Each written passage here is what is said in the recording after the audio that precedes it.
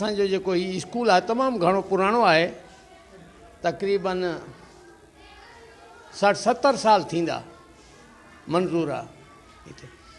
अॻे का तवज्जो न हुई, हाणे सरदार साहब ख़ालिद अहमद ख़ान ऐं सरदार नूर मोहम्मद ख़ान जे कोशिशनि सां हिते नई बिल्डिंग बि मंज़ूर थी आहे, उहा ठही बि आहे, तव्हां पाण ॾिठी आहे ऐं कमु बि हले थो ऐं हाणे जल्दी मुकमिल थींदी ऐं जल्दी हाणे ही मिडिल स्कूल बि थी वियो आहे, ॿुधो आहे ईअं।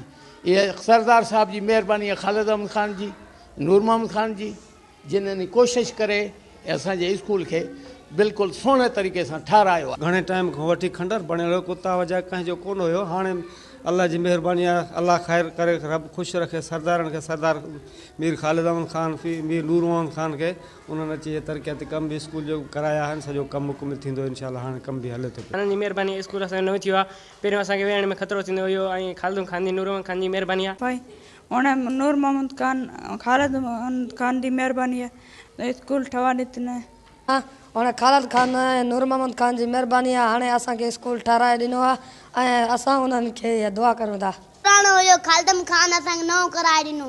ख़ालिद अहमद ख़ान ऐं नूर मोहम्मद ख़ान जो शुक्र आहे असांखे स्कूल ठाहे।